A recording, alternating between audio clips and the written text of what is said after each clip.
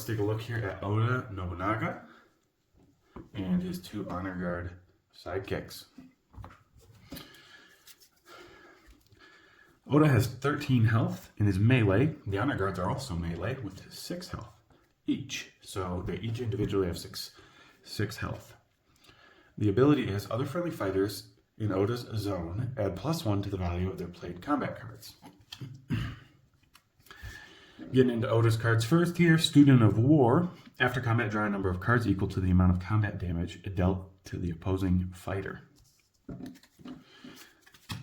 And there is 2 copies of that one, that 5 value attack.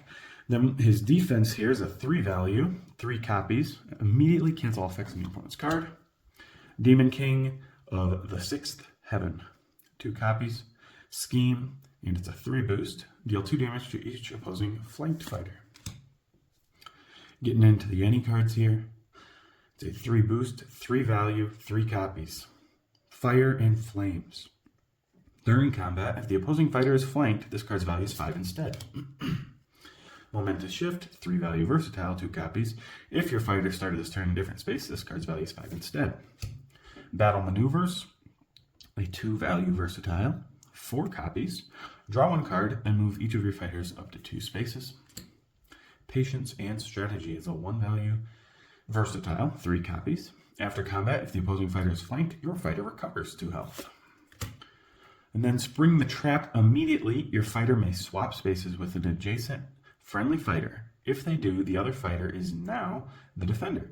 After combat, deal 1 damage to the opposing fighter, and there's 3 copies of that. Schemes.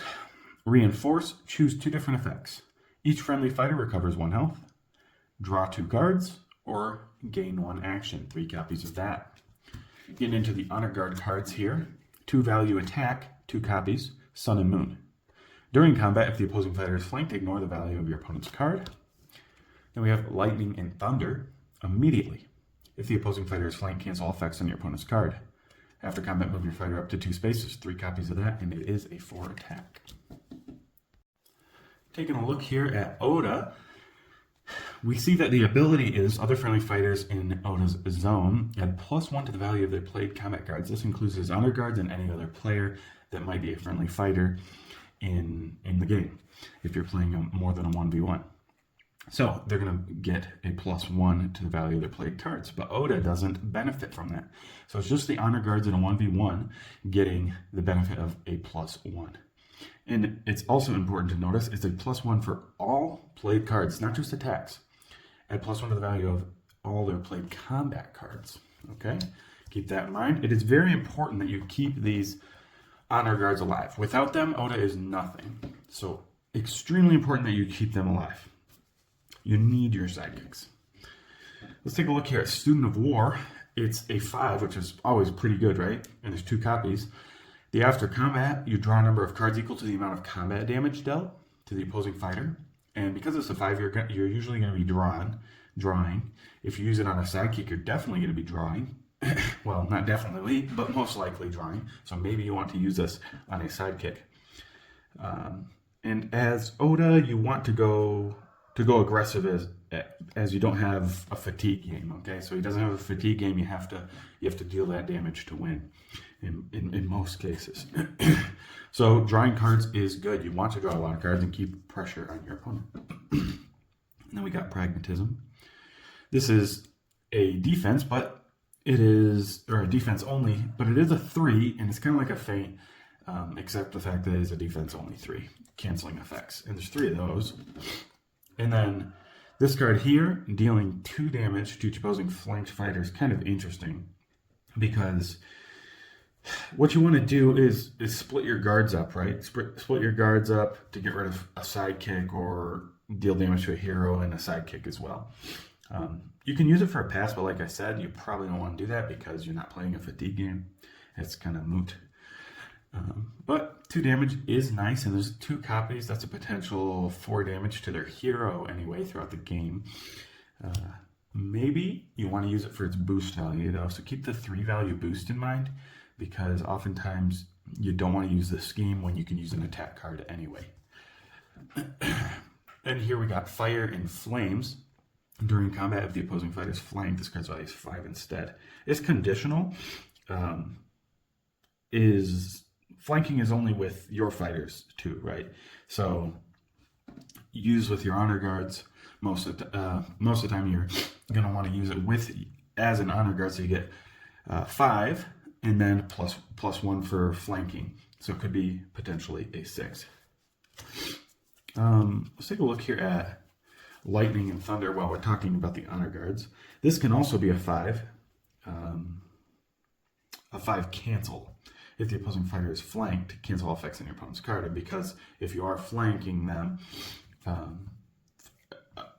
and Oda is in their zone, then you're getting that +1 anyway. So it becomes a 5 cancel, which is extremely good.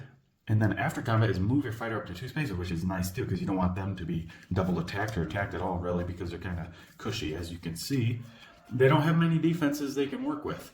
This possibly could become a 5 if they move you first, but that's it. I mean, that's like your strongest one.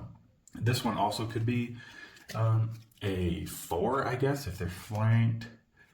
It's a 2, and then you're recovering 2, so it's kind of works like a 4. And then spring the trap. Your fighter may swap spaces with an adjacent friendly fighter. If they do, the other friendly fighter is now the defender, and you're dealing them with damage after also. For spring the trap, you probably want to use this with Oda, but if you switch it, it becomes a 2 again. So keep that in mind. And you'd want to use it with Oda because they want to get rid of your sidekicks, and you want to keep your sidekicks alive because, like I said, without them, you're useless. And then patience is, like I said, a 4 possibly. And let's talk here about another honor guard card. Sun and Moon. During combat, if the opposing fighter is flanked, ignore the value of your opponent's card. So if he's flanked and if you're doing your ability, it's going to be a 3, right? So it's possible 6 damage throughout the game, which is pretty sweet. It's kind of like the Robin Hood card, but it has an extra benefit and condition though as well with that comes with that benefit. Anyway, let's talk about one last card here. Where is it? I'm looking for Reinforce. It's choose 2 different effects. Each friendly fighter recovers 1 health. Draw 2 cards or gain an action. I recommend drawing cards and gain an action, like I said, because recovering 1 health isn't that much. Even each friendly fighter recovers 1 health, depending on who played it, right?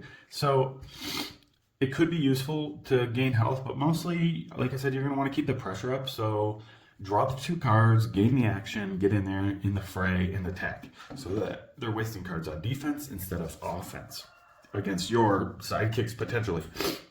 So what do you want to be doing with Oda? Overall, his strategy is keep his sidekicks alive. With him, positioning is key, right? Because of the flanked on a lot of his card effects and because of his ability, positioning is key. Just like in Unmatched in general, positioning is key.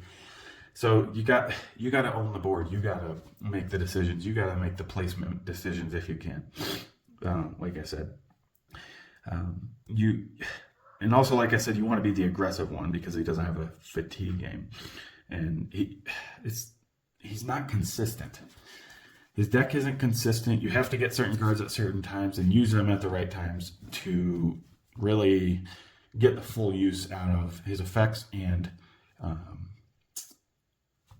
mostly in Unmatched, the characters that you want are consistent characters, right? Because you can rely on them game after game instead of just luck and draw and a lot of cards with conditioning. You'll notice a lot of his cards are conditional because of his ability, because of the flanking mechanic that's implemented into his deck. So you have to get things the right way. And so you don't want things fainted, of course, especially some of these cards like Sun and Moon or Lightning and Thunder would be okay because it's, a 2 or possibly 3, but a lot of these you just don't want fainted because you want to get that full effect from them. And that's how you play him, really. You play him to where you try to get the most value out of all of his effects because they're not going to happen on their own. You got to make a conscientious effort to do that. And that's how you play Oda. I hope that helps.